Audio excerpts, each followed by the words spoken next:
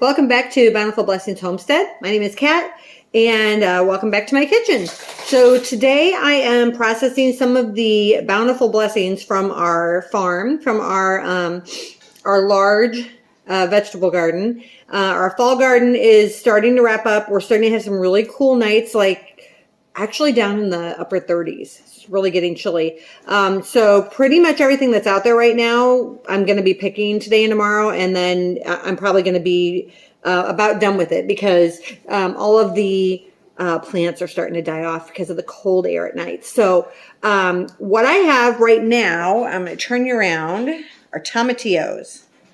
So if you're not familiar, tomatillos are in the same family as a tomato, but they're not a tomato.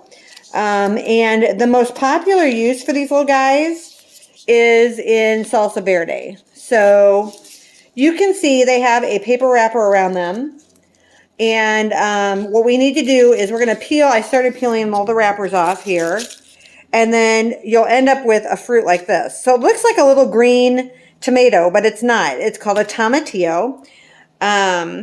So what we're going to do is we're going to unwrap all of these that I have, and then when I get done unwrapping them, I'm going to use them to make salsa verde. So I thought I would get them unwrapped, and then I'll come back and I will walk you guys through the process of making and canning some salsa verde. So come on along with me. So one thing I wanted to mention, first of all, two things, I guess. Some of these are purple. That's because I planted purple tomatillos and green tomatillos, both. I also planted some ground cherries, which look like this, which ground cherries are a little bit sweeter. They do come in paper lanterns as well, but they're a little bit sweeter than the tomatillos. And they can be used mixed in with the tomatillos for my salsa verde, but some people also just cut them up and put them on salads or make a kind of a jam with them, and then we'll use them on like pork or chicken or something like that.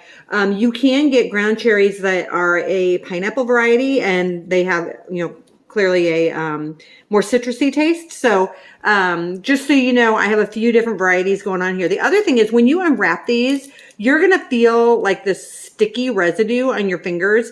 That's totally normal. These are sticky when you unwrap them. So you can see here, I'm putting them in this colander as I unwrap them because I'm going to wash them off. So I am going to rinse them real good with cold water and get that sticky residue off of them before I start processing them. So just wanted to mention that in case somebody decides to do kind of a cook along with me on this and you start unwrapping them and you're like, ew, it's all sticky. It's supposed to be. All right, we'll be right back. All right, our tomatillos are all washed, so we have them all rinsed off. All of that sticky stuff is off of them. The other things that we need to put together our salsa verde are garlic cloves, jalapeno peppers, cilantro, and onion. Now, this will be an experiment because normally I would have a great big onion and I would chop it up and I would use that, but these are scallions, little tiny onions that I cut up from my early onions that I pulled in order to thin out my onions in my garden and make room for bigger onions to grow. So like every other one I pulled, we cut up the greens and we dehydrated them and we ground them down and made onion powder out of them. And then this was the bulb part. So these were in the freezer and I thought I would just use these to use them up and we'll see how they do. So it calls for a large white onion for each grouping, I guess. And so it equals, or half a large white onion, I should say. So that equals out to about 2.5 cups altogether for what I have here, because I have 7 pounds, almost 7.5 pounds of tomatillos here, which is kind of crazy. So I have multiplied everything by 5. I've got everything bulked up. I'm going to chop up these jalapenos. I am probably not going to put the seeds in. I'm probably going to, maybe half of them I'll leave the seeds and the other half I'll take them out.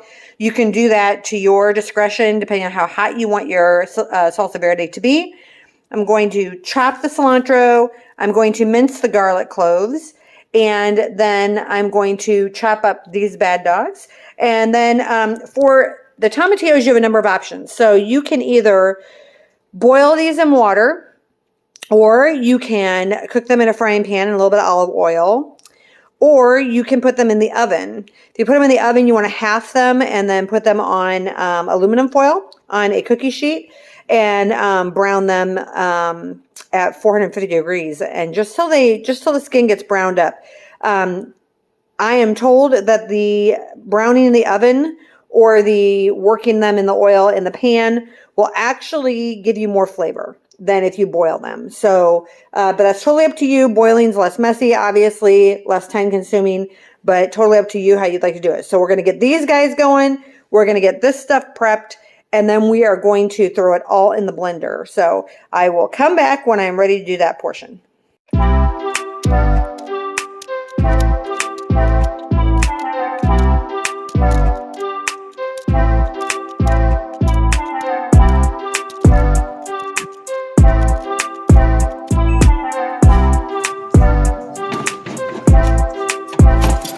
We have soft and a little bit brown on top. Not really, really brown, just a little bit. You can see on the side here, they're just starting to brown. We don't want them cooked, just a little bit brown. All right, we're gonna take these off with a spatula. We're gonna put them in this bowl to hold them, and then we are going to do it all again.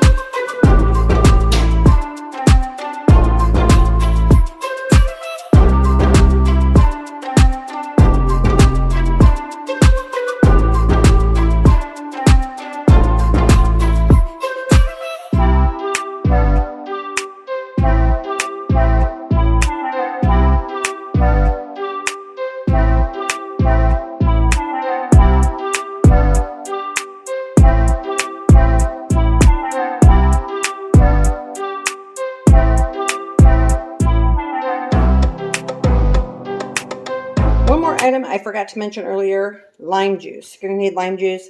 It's a tablespoon for each serving, and so we're going to have 5 tablespoons in this recipe. So we are on the second to last batch in the oven.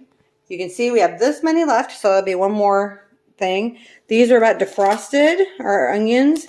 We're going to dice up our cilantro in just a minute, and then we will add everything together and blend it up.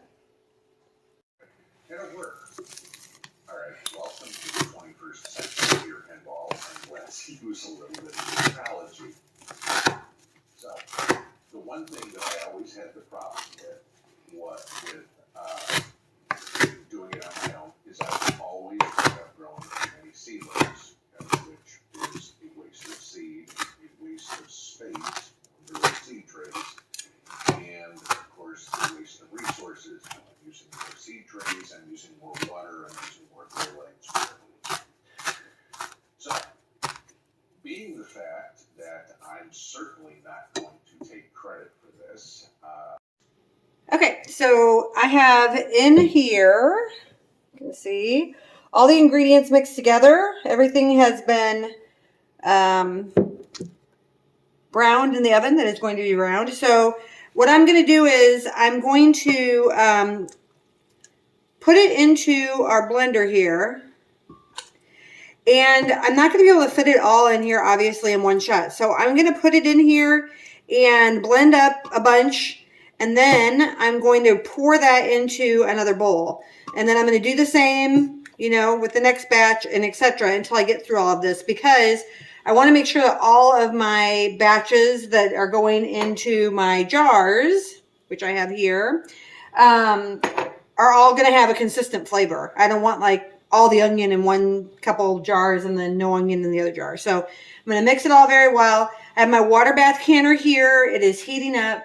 Rather, I beg your pardon, my pressure canner. It can be used as either. I'm going to pressure can this Salsa Verde for 20 minutes under 10 pounds of pressure. That's for my altitude. But I also would mention that I did put lime juice in here, so I probably would be okay with water bathing it. But because of the low acidity, I probably will go ahead and pressure can it. With salsa, you really should pressure can it because of the peppers, just to be safe. So I'm going to go ahead and do that. So I'm going to blend this up and move on to the next, get it all blended well so we can start canning it up.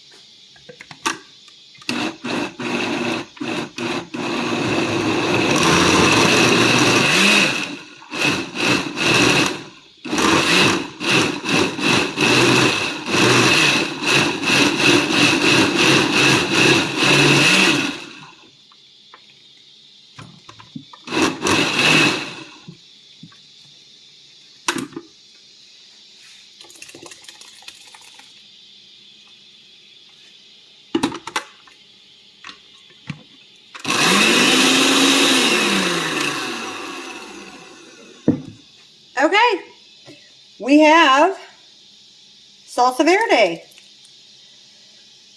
So we're going to get it jarred up, and then we're going to water bath, or rather pressure can it. I keep saying water bath because I have it set up for water bath, but it'll be a pressure canner when I get ready.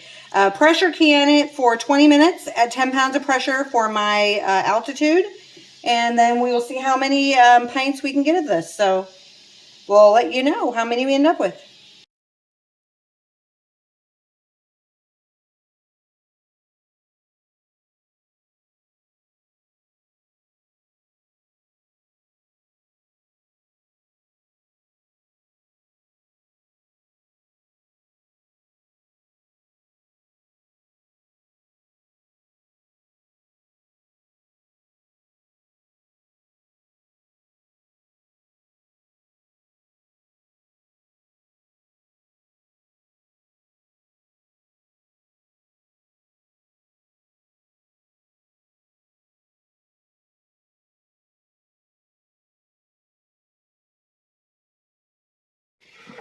So while Kat's canning and getting the jars ready for pressure canning and all that, I have a very important task to do, which of course is quality control.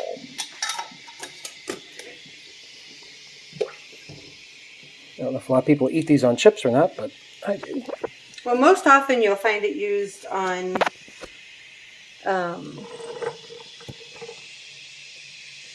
enchiladas, but people do eat it on chips as well. That's really good. It's got really great flavor. It isn't overbearing, spicy, hot. It's nice and smooth. Good job. Delicious. That tastes, as we would say, how does that taste? Tastes like another one.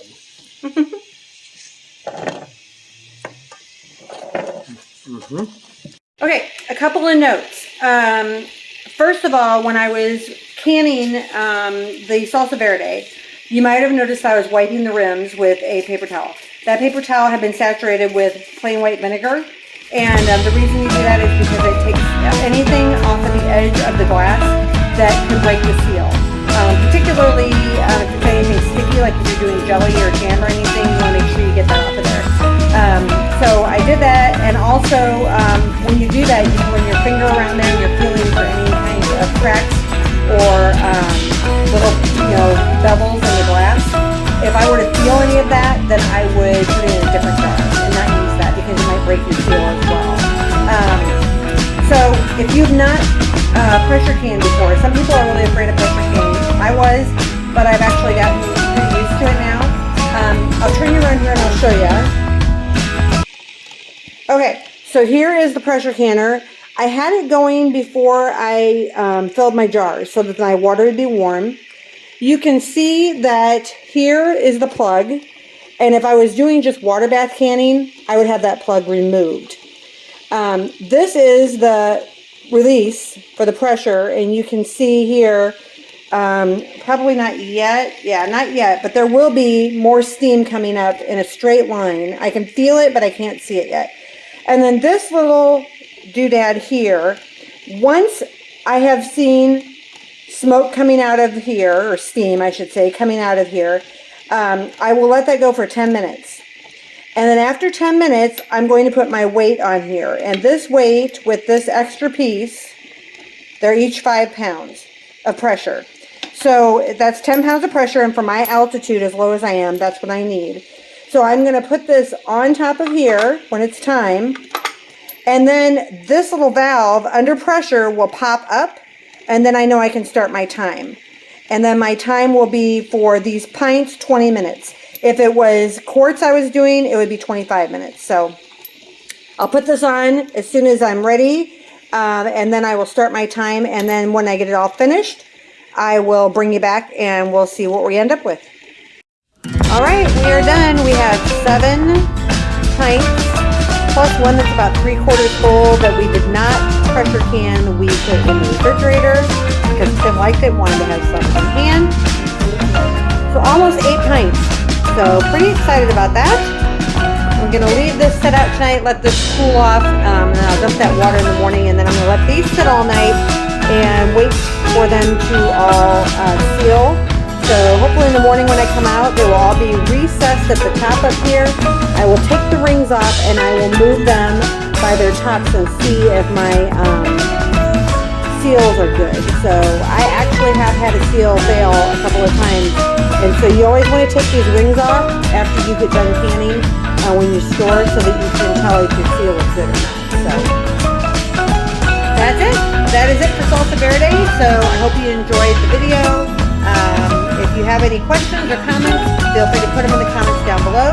If you enjoyed the video, please like and subscribe to our channel so that you can get notifications every time that we put out new content. And until next time, be blessed and